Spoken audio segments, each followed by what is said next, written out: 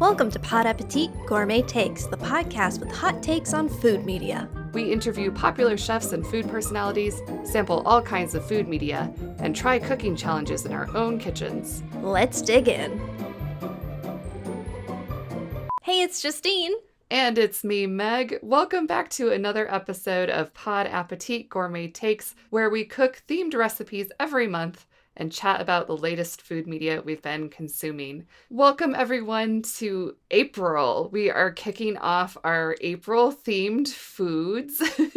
Some of our themes for this month include National BLT Sandwich Month, National Garlic Month, Passover on April 5th, Easter on April 9th, National Grilled Cheese Sandwich Day, April 12th, Eid al-Fitr, April 21st, and throughout the month there is seasonal produce that we may be cooking with. So that's what our April is looking like. Meg, if you don't make a grilled cheese sandwich this month, I will be very disappointed. So I do a lot of cooking. I cook probably every day, often multiple meals a day, but on the show I share what I think is notable. And I make so many grilled cheese that I feel like it's not notable, but I guess I should make a special one or something. Yeah. Didn't I send you that grilled cheese cookbook? Oh, maybe. I'll check my PDF cookbooks. I have made a kimchi grilled cheese that was very good, so maybe I will make that again. Ooh, love it. Mm-hmm. Well, I know that you've been cooking up a storm, Justine. Do you want to kick us off?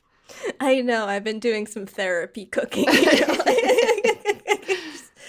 Diving into my fields in the cooking. And this is my therapy cast iron pan. It has to come everywhere with me. Yeah, exactly. And honestly, my boyfriend, when I told him, I was like, I'm making this, and then these other things. And he's like, are you going to burn yourself out this month? And I'm like, no. So right now, listeners, we are at the beginning of the month, so I haven't burned myself out yet. Mm-hmm. Still, 3 weeks in which to do so. It's a personal challenge. I wanted to celebrate a great American holiday, National BLT Sandwich Month. Heck yeah. So I made a vegan BLT with baked tempeh, baked tempeh bacon from veganhugs.com. I've made tempeh bacon BLTs before, but I did, pan fry method. So this baking part was a new avenue for me. So I like tempeh a lot, and I know some people have recently told me that they don't like the flavor of it, but I feel like the way I cook it covers it up, and I also just love incorporating as many fermented foods into my diet as I can for good gut health. Shout out to your kimchi grilled cheese for doing the same. I love when people say a food isn't that bad and then they proceed to say how they cover up the flavor. This is my experience with natto in Japan, which is a fermented soybean that's very gooey and very ungent and not ungent, very unctuous. Mm-hmm.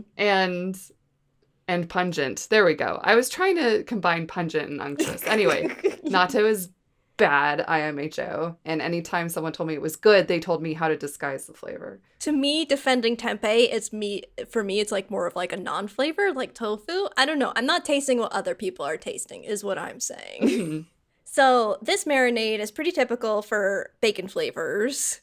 Oil, tamari, maple syrup, liquid smoke, apple cider vinegar, nutritional yeast, garlic powder, smoked paprika, and onion powder.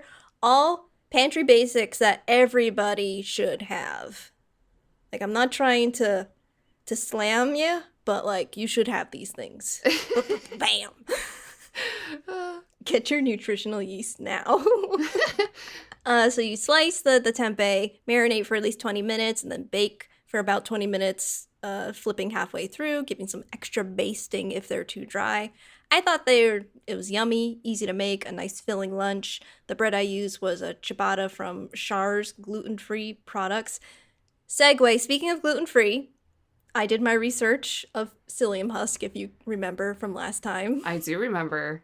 And I was right. It's a binder for gluten-free cooking, and it makes gluten-free bread act like there's gluten in it. So It basically just like helps retain moisture to help the bread prove and also have a springy texture. Oh, okay, cool. Got it. There's a lot of science to it that I'm like, I'm not explaining that, but like. But yeah, I made BLT. Ding. Yeah, it looks good. I like how you replicated the photos. I was curious about the ciabatta. Did you do that to make it the most like the recipe, or did you just decide you liked ciabatta and that's what you were going to use? I actually use that bread a lot when we make our barbecue jackfruit sandwiches. But I do like this bread, and I wanted it to look as close to the picture on the website as possible. Mission accomplished. Bam. Would you make this again? Oh, yeah, I would for sure. And it was really, really easy to make. You just need to make sure you've got, your tomato and lettuce. I feel like that's the hard part, is just making sure that you have those like fresh things in your fridge that aren't gonna go bad. Yeah, I almost never have lettuce on hand. I always have tomatoes, but just regular iceberg lettuce, don't have it. I've got plenty of kale. I usually have bok choy and cabbage, but not lettuce. I used one of those like live butter lettuces, and it might still be in my fridge tucked in the back somewhere because I haven't touched it since.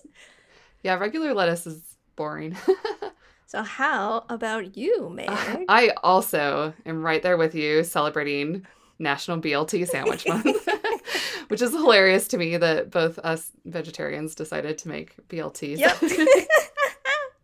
My version of my bacon is not tempeh. It's made with rice paper or spring roll wrappers. I really liked this recipe. The marinade that I made, extremely similar to yours. Oil, soy sauce or tamari, liquid smoke, maple syrup, sriracha, nutritional yeast, garlic powder, smoked paprika, and optionally MSG. I did add a little bit of MSG. I think the MSG gets a bad rap. And I do like it, but in small quantities. I feel like it's very easy to overdo the MSG, and then it does have a flavor, and I would say quite a distinct flavor. And I think it's really easy to use too much of it. So my advice would be in moderation. That's the marinade that you use for the spring roll wrappers. So these are the wrappers that you would see, for a spring roll. They're rice paper. For this recipe, you get the paper lightly wet. You soak it for about 10 seconds tops. And then to make the bacon, you layer 3 of the wrappers and you smush them together. Make sure they're all nice and sealed. And then you slice them with either a pizza cutter or just a knife or whatever into bacon strip shapes. And you put them in the marinade and then you fry them in a pan like you would bacon. And I really liked this because I feel like the texture really emulated bacon in a way that was quite convincing to me, because since it's rice paper, it is that sort of gummy, floppy texture that you would have of a raw slice of bacon. And then you crisp it up to your desired crispiness. And because the rice paper is layered, there is a little bit of air in between the layers, which is fine. And I would say actually maybe a little bit desirable, because as it crisps up, it gets kind of bubbly and crunchy and scrunchy like bacon would. So this was a very convincing faux bacon for me. And I liked the marinade a lot as well. And to be honest, I was kind of hoping it wouldn't be good because it's work, it's not a lot of work, but I have found good fake bacon that's store-bought and ready to go that I like. The brand I like is called Light Life Bacon. And it's really easy, although I don't like the texture. It's usually crumbly. It doesn't crisp up quite as much. So I'm a little disappointed that this recipe was so good, because I feel like I need to make it this way all the time. And, just do even more work for myself in the kitchen. But I really recommend it. The recipe is from a website called The Burger Dude, and he does vegan versions of all sorts of fast foods. Nice. I have wanted to try making this, and I also was like, maybe I won't do the regular tempeh one. I looked into doing like carrot or radish. Like, there are so many like vegan bacon recipes out there, and I think I have a few pieces of rice paper left over, because remember that one time I learned how to make like spring rolls. Yeah. You should try it. I really liked this recipe. Yeah, how easy is it to burn these? I was not easy. Like, what I was afraid of was that it would stick to the pan because the rice paper is quite gummy. Yeah. But it really didn't. Again, I think the key is that you make sure your oil is very hot before you add any of it to the pan. And it crisped up really nicely. I would not say I'd be afraid of burning. In fact, I cooked it for longer than I thought it would take because I wanted it to get very crispy. So I was never at any point worried that it was going to catch fire or something. Nice. No, it looks so good. And I'm like, that's it. I'm making them. You should. It's really, really good. And shout out to my dad for saying BLT stood for bogus lettuce and tomato sandwich. Bogus? Since it's fake bacon. Oh, dad jokes. Oh I thought it was funny. Your dad with his jokes and his like recent appearance on our Reddit talk. Oh, yes. Chiming in for the pious. All right, what's next up on your menu? Well, next up, this one isn't super specific to the tent poles, but like Meg listed, it's an in-season fruit. So strawberries are a fresh fruit of the month, and I literally got these strawberries in, and they were big and gorgeous, and I just wanted to make something with them. They look beautiful. Yeah, that's why I just kept taking pictures of them because I was like, ooh, they're so pretty. So I made a strawberry goji compote from Whole Food Cooking Every Day by Amy Chaplin. I've made compote from this book before. This is one that's one of the berry-based ones. And the only change I made is that I never have orange juice or oranges on hand, ever. So I just swapped out the juice for lemon juice and water, just to keep that acid. Mm-hmm. Compote is ridiculously easy to make, and I would recommend picking up this cookbook as I use it very often. So you had goji berries as well? I did. I had it was one of those things. I opened up my food delivery box. Beautiful strawberries. Ooh, what else do I have? Oh yeah, I've got goji berries. Like, I was compelled. I would be really sad to not just eat all of those gorgeous strawberries fresh, though. They looked beautiful. They were beautiful, and then I decimated them.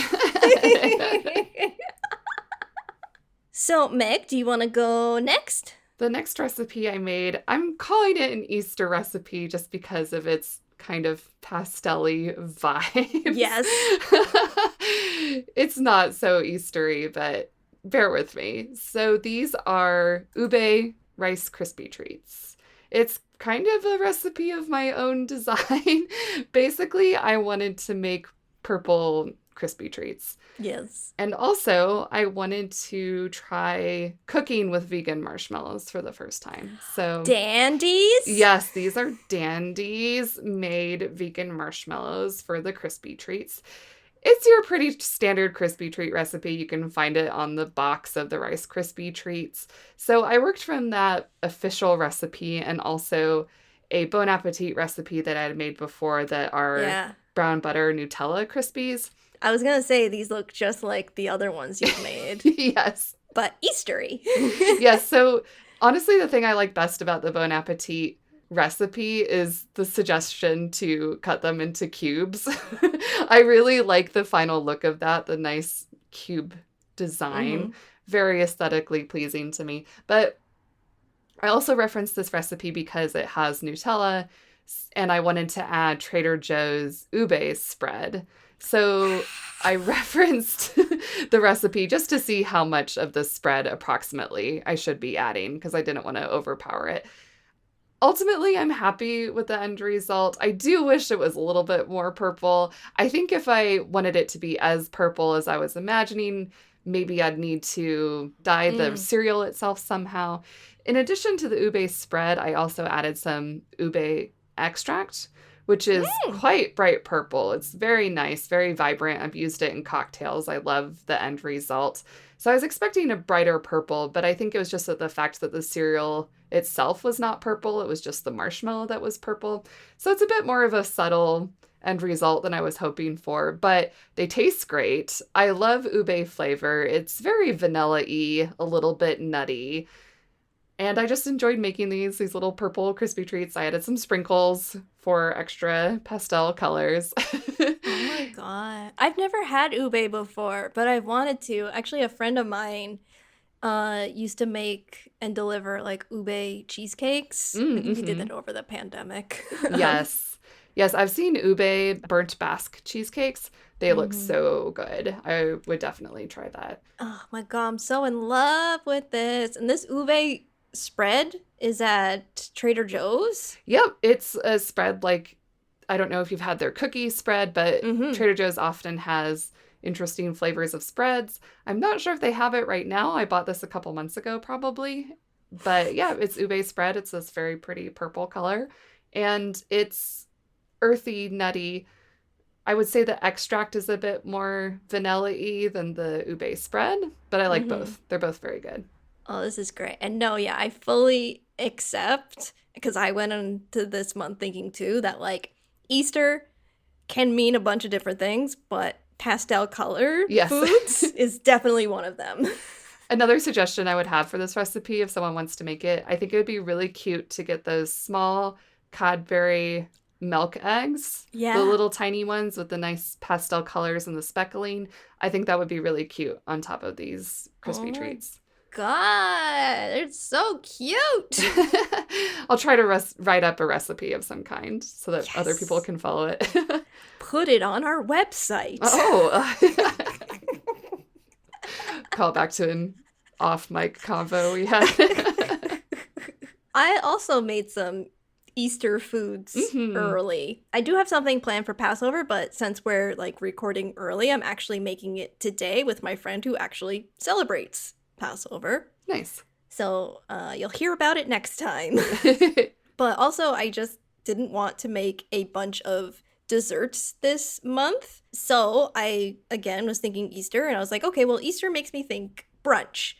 Probably because most holidays in my family, we really only ever ate twice a day, and dinner was hella early, so there was a weird brunch situation always as well. So my journey of being a mostly recent egg eater, it's still in my brain to be like, okay, what's brunch that is friendly to vegans? Because I think that brunch typically is not friendly to vegans. A lot of bacon. A lot of bacon, a lot of eggs, a lot of, I don't know. Yeah, a lot of eggs. So I just made the food of my people, potato salad. I know I could have made egg salad, but I also didn't want to peel a bunch of eggs, and with eggs prices being what they are these days. Oh, Lord. So this is a Food 52 recipe called roasted potato salad with mustard-walnut vinaigrette. And I really like this, and before I get into what's in it, I would describe it as a winter potato salad, not so much a summer picnic potato salad, because I consider myself a potato salad connoisseur. So this recipe roasts small potatoes instead of boiling them. So you get a potato that's a little more crispy and holds its shape a little more. In the dressing, there's garlic, whole grain mustard, Dijon mustard, lemon juice, red wine vinegar, roasted walnut oil, though I used peanut oil. Because I have this thing of like, if I'm only going to use a tablespoon of something, I'm not going to buy it. Sure. I put walnut oil in my coffee sometimes, which is maybe kind of weird. You know, it's that, what was that coffee trend called? Oh, yeah. Bullet coffee? Yeah, maybe. I don't know. Anyway, I don't drink coffee. Proceed. Sorry for the interruption. Olive oil, walnuts, basil, scallions, salt, and pep. It is cozy AF. And yeah, you get the kick of the whole grain mustard, the walnut flavors, the basil. You get what my vibing at? Yeah, totally. Although I'm ready to welcome spring. I don't want to be cozy anymore. I want to be warm, basking in the sun. I know, but it hasn't been a reality lately. This sounds like this would really belong on a Thanksgiving table. Yeah, I'd buy that. I just also have tried, I actually have like several potato salad recipes on like my Pinterest board, and I just hadn't made this one yet. So I was like, hey, let's do this one. But yeah, it's definitely winter vibes. But I think potato salad, I would bring that to a party. So it fit the brief for me. Totally. Did you bring it to an Easter brunch? No, I'm eating it, and then I'm gonna still eat it, and I'm eating it some more. It's good. I love potato Party salad. for one. I'm feeding my boyfriend too. Party for two. And it looks like there's more on your Easter brunch spread. Yes, I made a lox bagel. Lol. Lol. Is that Lol. what you said? I'm being sneaky. It's carrot lox and macadamia nut dill cheese. Goldilocks' lesser known sister. Oh my god. So this one I didn't think was going to work as I was making it. So first I made the cheese. I've made macadamia cheese before, but like as a feta, not as a cream cheese. For this, you soak the macadamia nuts for 2 hours, then you drain, throw in a blender with lemon juice, coconut oil, salt, and dill. Blend till you get a paste, adding water as needed for consistency. I will say this part, it's not the best. It's a pain to make, and it doesn't end up with a very strong flavor at all. The cheese doesn't have a strong flavor? Right, yeah. Oh, I see. That's too bad. I could leave it, but So you won't make that again? probably not, no. Now, the carrot lox, you peel the carrots. It's easier if you have big carrots because then you get those nice, beautiful ribbons, and you just use a standard peeler. You just, instead of stopping at peeling the outside, you just keep going. Sure. So you steam them first. So you steam all those ribbons in a steamer basket for 5 minutes, and then add those to a small baking dish with olive oil, liquid smoke, salt, lemon juice, peppercorns, and dill. Stir it up, bake it for 15 minutes, and then you build your bagel cheese, and then this lox on top, sprinkle with more dill. I didn't add any capers because I tasted it beforehand, and it was already briny for me. Kind of like a pickle. I don't know. It worked. It was yummy. It was kind of like smoky dill pickled carrots. I don't have a reference for smoked salmon, so my boyfriend, he ate it, and he said, this could be served in a restaurant. He was a fan, and I believe he's had lox bagels before. I really like the look of this. I do think it's one of those recreations of a food with meat that really convincingly looks like it. It looks like the texture of lox. It looks like, it looks convincingly like lox. I'm not sure without tasting it how I would feel about the flavor, because carrots are themselves such a strong flavor. I feel like I would eat it and think this tastes like carrots. It didn't. There wasn't a carrot flavor. I've also was thinking about how could you add a fishiness to this, because I looked at the recipe, and obviously it's trying to be vegan, or it is vegan, I should say. So you couldn't add something like fish sauce because that would defeat the purpose. But when I was looking at this rice paper bacon by the burger dude, he had a fish fillet sandwich. And what he did was soaked seaweed like kombu and kelp flakes so that you still get the brininess and a little bit of that sea flavor. So I wonder if maybe something like that would make it more salmon-y. It does sound good though, and it looks good. Yeah, that's kind of, sometimes I get to a point of, even if it doesn't exactly recreate the original dish, as long as it tastes good and looks appetizing, I'm like, hey, yeah, it's a win. Sure, it's never going to exactly recreate another food that it's not. So as long as it tastes good, totally. Yeah. It's good. But we ate it all. I have no more left. You're really getting your money's worth out of your liquid smoke this week. That's my theme of this week. I'm so glad that you caught it. I bought liquid smoke for my rice paper bacon. So now I'm thinking of other ways to use it. And I had this great smoked olive martini at a restaurant the other day. So I think I might try to make some smoked olives. Question, did you get hickory or mesquite? Hickory. Yeah, that's the way to go. I thought that would be the more subtle flavor than mesquite. All right, well, that's going to do it for this installment of our April menus, but we will have more coming up, so stay tuned. And also, as always, let us know what you are cooking for the month of April.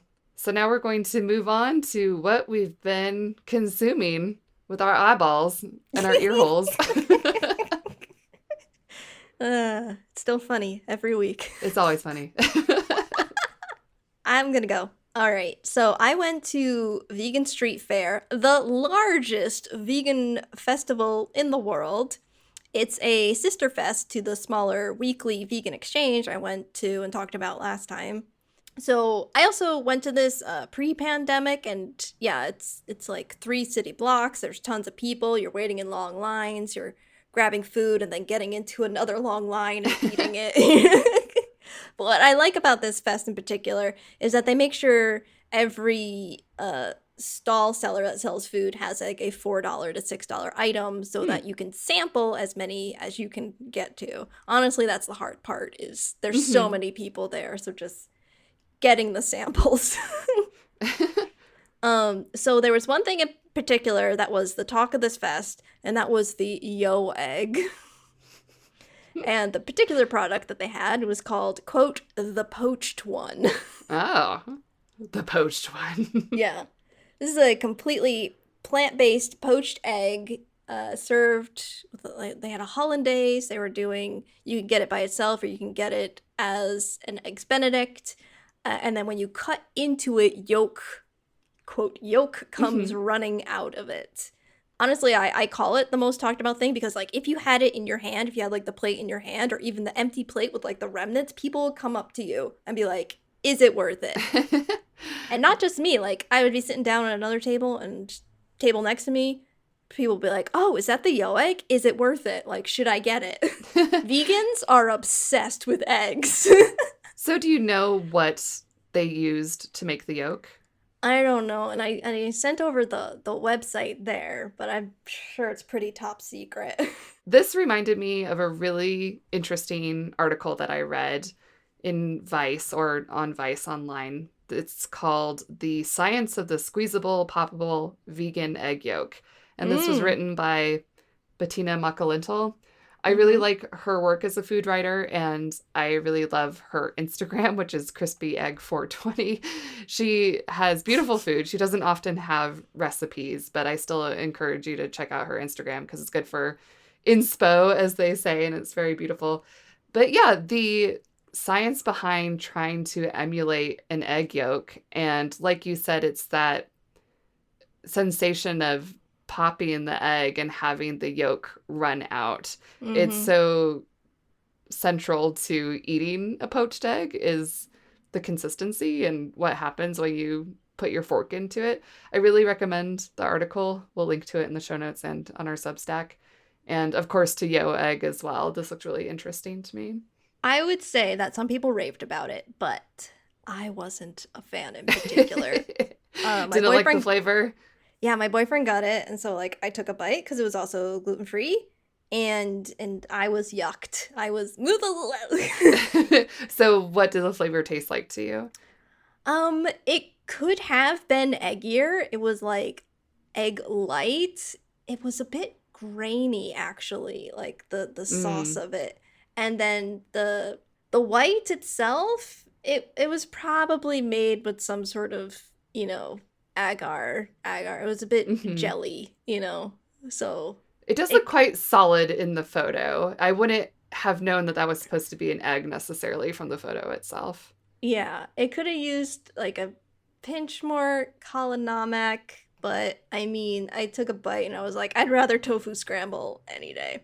Yeah. Also, I will say, since we're talking about this, so you know, like, the Just Eggs that they sell, that, like, squeezable, pour it, make it... You can make that at home. Like, look up it's mung dal. Like, you can find recipes for that. There's one on Minimalist Baker that's a really good recipe. So you don't have to get the expensive Just Egg. You can make it at home. So many things you can make yourself for cheaper at home. Yes. What have you been putting in your eye holes? I have mentioned more than once on this podcast one of my favorite podcasts, just called Off Menu with Ed Gamble and James Acaster. They are both British comedians, and the premise of the podcast is that they invite guests into their magical restaurant to choose their favorite starter, main course, side dish, dessert, and drink to create their dream meal. So I won't go on too much about off menu because I have talked about it before, but I still highly recommend it. The most recent episode, their guest was Florence Pugh, which was a lot of fun. Oh. Probably the biggest guest they've had, or one of the biggest guests. But I still wanted to talk about James Acaster and Ed Gamble and food. They did a 6-episode YouTube series called Just Puddings. And in this series, so Ed Gamble, he is diabetic. And though he can have desserts, he doesn't always want to because he'll have to manage his insulin levels and sugar levels and things like that. So the premise of Just Puddings is that he and James Acaster go around London primarily and eat delicious desserts. Actually, James eats them and describes them to Ed. Oh my God, that sounds like my relationship. My boyfriend he'll have like a donut and be like, can I smell it? Yeah, smell it, describe it, tell it where it transports you to, what it reminds you of. Yeah, I feel seen right now. It's really funny. If you're already a fan of James Acaster and Ed Gamble's comedy, I'm sure you'll like this. It's more of the same. I would say that it's similar in feeling to Off Menu. It's just them joking around, talking about food. Also, if you live in the London area, you might want to watch it to get some ideas for good places to get desserts. And more recently, they had an episode on Lad Bible's YouTube channel of Snack Wars. So the Lad Bible YouTube channel often has celebrity interviews. That's pretty much all they do. And they have this recurring segment called Snack Wars. They'll usually have 2 guests on to talk about various snacks and which is better in which way. So the episode with James and Ed, it was posh snacks versus normal snacks. They ate a bunch of iconic British snacks and as well as a couple of American ones like Lunchables, for example, and their more posh counterparts. So for the Lunchables, it was a charcuterie board, that type of thing. And, this guy's talking about food. It's funny. If you have strong opinions about snacks, especially if you're a British person, you'd probably get more out of this because most of these snacks I hadn't tried, although they did have this British version of Fun Dip, so I had a sense of what that might be like. It's a fun episode. I would recommend watching it. Nice. Well, as you can tell, I finished watching all 7 seasons of Buffy, so I have then thus watched 2 whole seasons of food shows. Okay, wait. What are the food-themed Buffy episodes? There's the one with the band Candy that makes people turn into their high school selves again. There's the burger place that Buffy worked at. Yeah, the Double Meat Palace. Yes, yes. Beer Bad. Mm-hmm. Oh, yes, Beer Bad. Oh, that's a whole other separate podcast. I watched High on the Hog on Netflix. It's just 4 episodes, and I really liked it. It was very similar to Taste the Nation, even featuring some of the exact same people, chefs, dishes from the Gullah Geechee episode. Oh, okay. It feels more like a meditation rather than a show. The host, Steven Satterfield, is very quiet, mostly just there to watch and learn as you are and enjoy the delicious foods and learn about the communities and also ask hard questions. The phrase high on the hog means to live luxuriously as you're eating the costliest cuts of meat. Enslaved people often took remnants and made delicious cuisine, which now today is the pricey foods, and those chefs were never given their dues, which this show does highlight. So I recommend it for sure. Is it a long show? No, I mean, each one is just like a 40 to 50-minute episode, and then there's 4 episodes. Oh, okay. So very digestible. Yes. On the other end, I watched season 1 of Next Level Chef, which is a reality culinary competition show hosted by Gordon Ramsay, Nyesha Arrington, and Richard Blais. I'm stressed out already. I love my Gordon content. Richard Blais was a Top Chef winner, correct? Is that right? Probably. I didn't know him, so I can't say. I think so. So the chefs pick teams of the contestants and are randomized to cook in 3 different style kitchens to overcome and produce next level foods. There's like a basement kitchen, there's a mid-level kitchen, and then there's a really top level kitchen. So like the top level kitchen would have like a sous vide and like other fancy like smoker things, like that. Mm-hmm. So just like the better as you go up the level, and they are stacked on top of each other. But it was cool seeing someone who got last pick of ingredients having to cook in a shitty basement kitchen with dull knives, how they used their ingenuity to make something cool. I also like that the show was really complex in gameplay, and the rules were constantly getting harder and different. It made the season not become dull over time. Like the first episode, the middle episode, and last episode are like completely different shows in terms of like the rules. Mm-hmm. So if they win an episode, do they get to advance to the next level? In the later half of the season, yes. Okay. In the first half of the season, it's more of about being a team and immunity, but it would still get randomized of where you would cook next time. Oh, it's randomized. Okay. Yeah. But then they, like I said, halfway through, they completely break it down like, okay, now you're going head to head. So the better you do at cooking, the higher, the better kitchen you'll be in. Mm-hmm. Fun. It's zany. There's another season that I'm like, ooh. This is so funny to me. There's been so many decades of cooking shows now, of cooking competition shows, that it seems like they're really struggling to find what the hook is going to be. What's going to make this different? Yeah. It sounds fun, though. I like the premise. It is fun. And Gordon is ever still the drama queen, which I'm sure. Well, I think that's going to do it for our April kickoff episode. For photos of all the food we've made and links to the recipes, head on over to our Substack, which is podappetit.substack.com, where you can also subscribe and get our updates right in your inbox. Also, we are looking for more subscribers to our YouTube channel at pod_appetit. If YouTube is your favorite place to listen to podcasts, we are there as well. And as always, share with us what you are cooking up. You can find us on social media, tag us, and we want to see what you're cooking. Stay tuned for our next episode. We are going to have an interview. We will be talking with Anna Hessel, author of the upcoming cookbook Tin to Table, fancy snacky recipes for tin enthusiasts and aficionados. I love the pun title. It's what it sounds like. It's all tinned fish recipes. Very interesting. Do you think she'll like my lox? I'm sure she'll love your lox. Anna is also the author of Lasagna, a baked pasta cookbook, and she was senior editor of Epicurious. So we will have a lot to talk to her about. Oh, yeah. We're super familiar with all the Epicurious stuff. We're very much looking forward to speaking with her, and we hope you'll tune in as well. So until next time, bye. Don't get burned out. Don't burn down the kitchen.